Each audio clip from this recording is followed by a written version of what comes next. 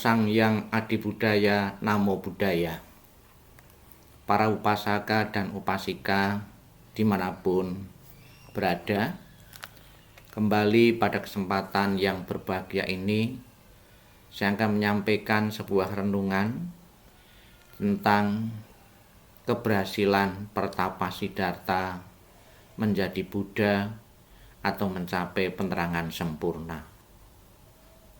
Kemampuan atau kebijaksanaan yang diperoleh Pertapa Siddhartha ketika beliau bermeditasi adalah keberhasilan yang sangat gemilang, satu prestasi yang tertinggi yang pernah dicapai oleh seorang manusia, yaitu manusia Buddha yang telah mengumpulkan parami-parami atau kebajikan-kebajikan yang sangat sempurna. Maka layaklah Pertapa Siddhartha mencapai kebijaksanaan-kebijaksanaan yang tidak pernah dicapai oleh seorang manusia. Dengan kebijaksanaan yang diperoleh oleh Pertapa Siddhartha ini, terbukalah atau diketahui takbir atau rahasia kehidupan manusia tentang penyebab penderitaan, penyebab kebahagiaan seseorang, diketahui tentang sebab-sebab seseorang mengalami bermacam-macam ketimpangan di dunia ini. Setelah beliau mengalahkan Mara, beliau memperoleh kebijaksanaan. Yang pertama, dapat melihat dengan terang kelahiran-kelahirannya yang dahulu. Hal ini terjadi pada waktu jaga pertama, yaitu antara jam 18 dan 20. Melihat kelahiran-kelahiran beliau atau dirinya. Memang banyak juga sebelum Pertapa Siddhartha mencapai ini. Di India telah banyak pula orang-orang yang mampu mengingat beberapa kelahiran-kelahirannya yang dahulu. Namun amatlah terbatas. Namun apa yang telah dicapai oleh Pertapa Siddhartha ini tidak terbatas. Satu kelahiran, dua kelahiran, tiga kelahiran yang lalunya mampu diingatnya dengan jelas. Kemampuan inilah yang membuat kagum masyarakat dunia, sehingga sampai saat ini ajaran beliau tetap diminati, tetap dijadikan satu pedoman hidup dalam kehidupan kita sehari-hari. Kemudian yang kedua, kebijaksanaan untuk dapat melihat dengan terang kematian dan tumimbal lahir kembali dari makhluk-makhluk sesuai dengan tumpukan karma mereka masing-masing. Tumpukan karma yang berlainan inilah yang membuat satu makhluk berbeda dari makhluk yang lainnya. Kemampuan ini juga dinamakan kemampuan dibaca kumana, yaitu kebijaksanaan dari mata dewa. Kemampuan ini diperoleh waktu jaga kedua antara pukul 22 sampai pukul 2. Bapak Ibu Saudara sekalian yang saya hormati, dari prestasi kebijaksanaan yang kedua inilah bisa diketahui bermacam-macam perbedaan yang sering kita lihat dalam lingkungan sekitar kita. Ada anak yang cacat dari lahir, ada anak yang sempurna, ada anak yang mempunyai kemampuan-kemampuan tertentu, prestasi-prestasi tertentu dengan sangat mudah ketika menerima ajaran dari gurunya.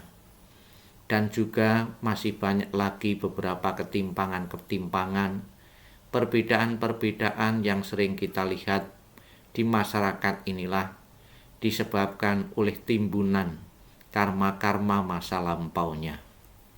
Dengan ajaran ini kita bisa melihat dan mengerti dan memahami bahwa perbedaan-perbedaan yang ada di dalam makhluk hidup dalam diri kita ini bukanlah satu pemberian, bukan satu hukuman dari pihak lain, namun warisan dari perbuatan-perbuatan yang pernah kita perbuat dalam kelahiran-kelahiran yang lampau. Jika kita mengharapkan kelahiran-kelahiran di masa depan atau kelahiran yang akan datang dengan sempurna, tentunya kita harus mempunyai kemoralan yang baik, menjalankan latihan sila dengan ketat. Kalau kita ingin umur panjang, tentunya kita harus menghargai kehidupan, tidak menyakiti makhluk lain. Kalau kita menginginkan tentang kekayaan, kesuksesan, kemakmuran, tentunya kita harus merelakan untuk berdana, untuk berderma kepada pihak lain. Tumpukan kebajikan-kebajikan yang kita kumpulkan inilah yang akan menentukan dalam kelahiran-kelahiran saat ini maupun yang akan datang, seperti apa warnanya yang kita miliki.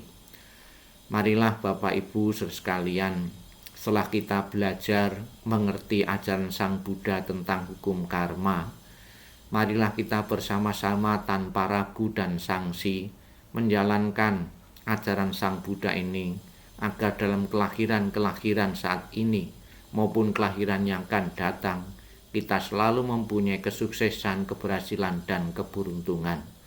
Bahkan kelahiran di alam-alam yang bahagia pun ditentukan oleh perbuatan-perbuatan yang kita perbuat kehidupan saat ini. Kemudian kemampuan yang ketiga, yaitu kebijaksanaan yang dapat menyingkirkan secara menyeluruh semua kekotoran batin yang halus sekali. Kekotoran-kekotoran batin yang ada dalam diri kita, mampu Sang Buddha lihat bahwa kekotoran-kekotoran itulah yang menjadi penyebab, salah satunya adalah lingkaran samsara dalam kehidupan saat ini. Dengan mampu disingkirkannya, berarti kita telah menyelesaikan tugas dan tanggung jawab ini dengan baik.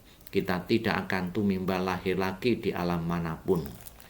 3 kebijaksanaan yang telah dicapai oleh Pangeran Siddhartha yang telah menjadi Buddha inilah yang sampai saat ini banyak dipelajari oleh masyarakat dunia, banyak jadikan rujukan patokan dalam kehidupan sehingga kehidupannya bisa berubah. Bapak Ibu, saudara-saudara sekalian yang saya hormati, ketika beliau mencapai 3 kebijaksanaan itu, beliau lalu mengucapkan sebuah pekik kemenangan yang artinya kurang lebih demikian. Dengan sia-sia aku mencari pembuat rumah ini, berlari berputar-putar dalam lingkaran tumimbal lahir, menyakitkan tumimbal lahir yang tiada habis-habisnya. Oh pembuat rumah, sekarang telah ku ketahui, engkau tak akan dapat membuat rumah lagi. Semua atapmu telah kurobohkan, semua sendi-sendimu telah kubongkar. Batinku sekarang mencapai keadaan nibbana, dan berakhirlah semua nafsu-nafsu keinginan. Dikisahkan bahwa pada saat itu bumi bergetar karena gembira, dan di udara sayup-sayup terdengar suara musik yang merdu. Seluruh tempat itu penuh dengan kehadiran para dewa yang turut bergembira dan ingin melihat orang yang berhasil mencapai penerangan agung dan menjadi Buddha. Pohon-pohon mendadak berbunga dan menyebarkan bau harum ke seluruh penjuru.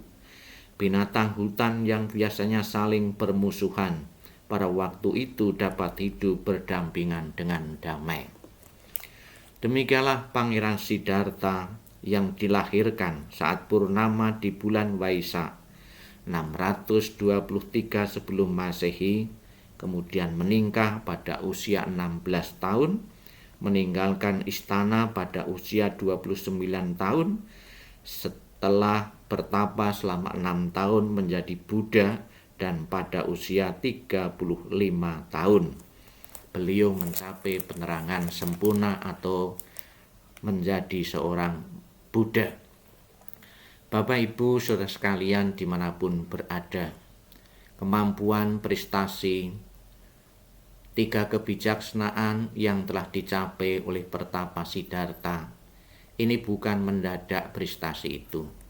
Berkat ketekunan beliau selama bertapa dan juga timbunan kebajikan-kebajikan atau kumpulan paramita yang pernah dirintis, yang pernah dilakukan dalam banyak kelahiran-kelahiran yang lampau.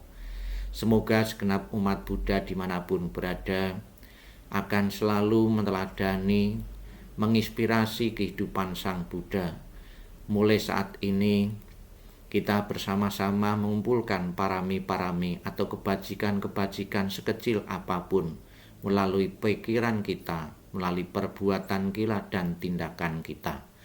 Dengan kebajikan-kebajikan yang telah kita kumpulkan inilah sebagai pendorong kita untuk mencapai kesempurnaan dalam kehidupan ini dan telah dicontohkan oleh Pertapa Siddhartha yang telah menjadi Buddha. Selamat belajar Bapak Ibu saudara sekalian.